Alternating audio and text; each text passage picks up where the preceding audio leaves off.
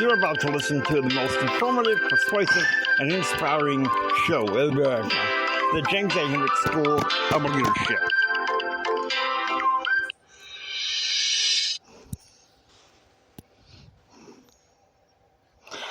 Let the propaganda machines pump on both sides of the aisle.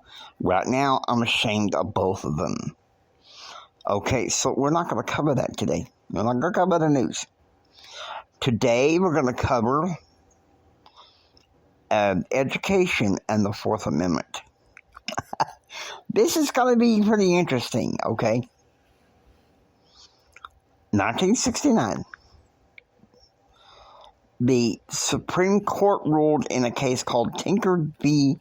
Des Moines that students' rights can still be present within the schoolhouse doors and gates.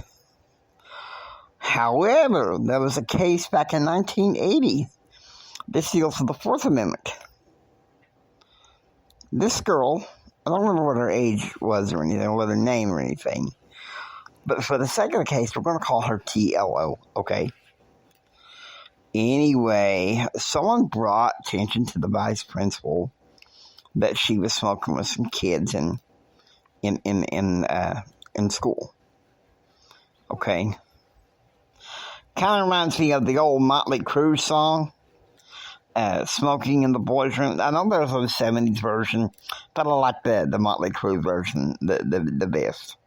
Of course, you know, I try hard not to listen too much to that music nowadays back in the day because, you know, I'm more faith-based. I've changed.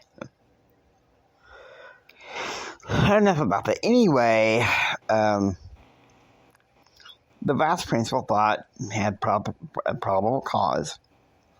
Searched the locker and found not only cigarettes, but marijuana and a book, a list of students who she claimed owed her.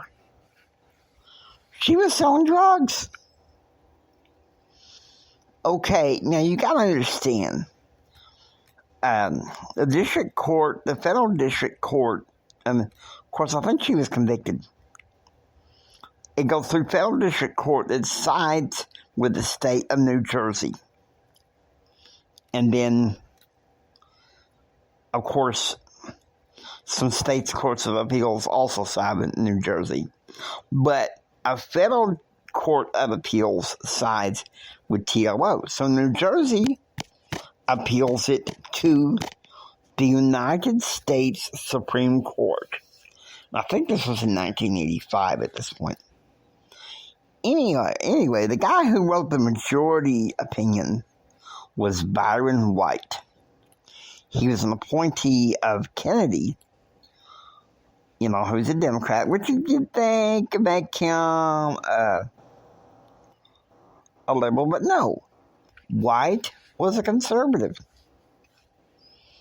Okay, and you gotta think who he joined with. Let me see if I can get that opinion on here on the internet. Because I want you guys to see what's going on in the political landscape there. But Jimmy, you said you weren't going to cover politics. No. But one thing I will say is that the 6 of the 9 Supremes ruled that schools have a right to search a student's locker if there's a reasonable reasonable consideration behind the search, if there's probable cause. And, well, in TLO's case, there was probable cause. Okay?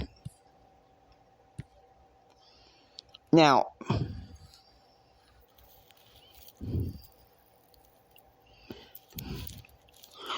it was decided on on January 15th, 1985. I remember reading this in a magazine. I was in 6th grade at the time. I should have been 9th grade, but what can I say? The magazine was called Junior Scholastic, okay?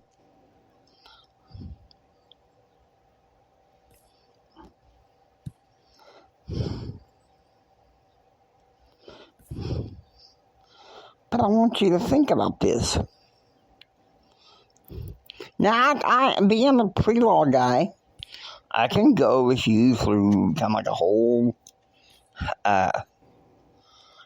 brief of the thing, you know.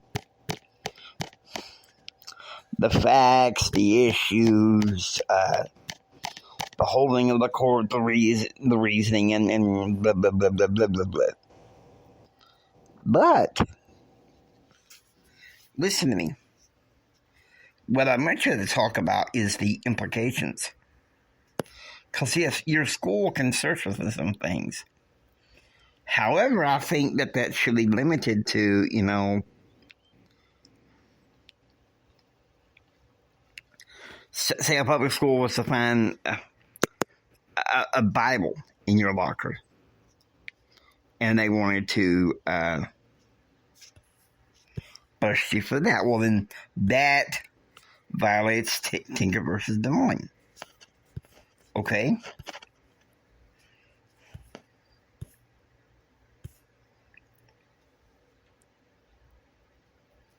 That's quite a consideration. How do you think about this?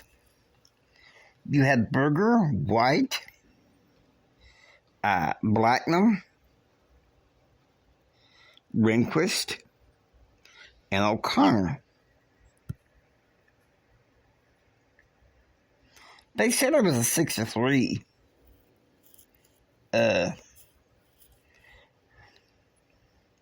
No, there was Brennan also. But there was Marshall, Powell,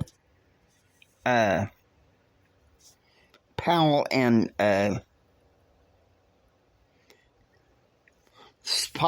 Potter Stewart.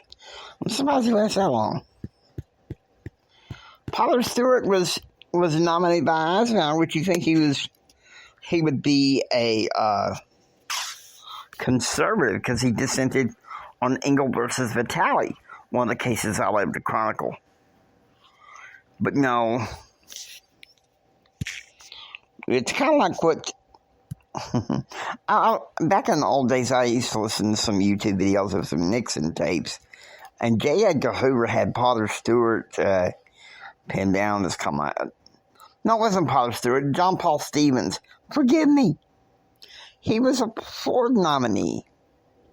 Now, Ford was a moderate.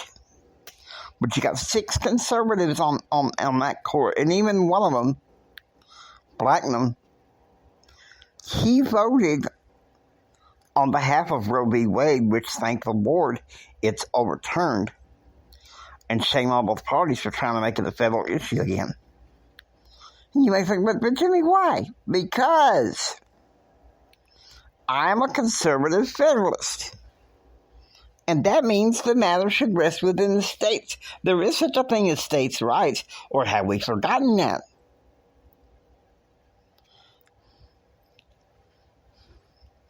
And while we're at it, I'm going to do this rant real quick. So many people are insistent that we are a democracy.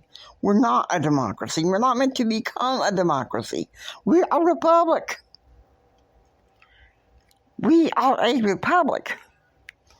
And that's the way it's meant to be. Okay. Now with that, I hope you enjoyed listening to the James A. Hendricks School of Leadership. If you'd like what you hear, please subscribe and become a part of the James A. Hendricks School of Leadership classroom.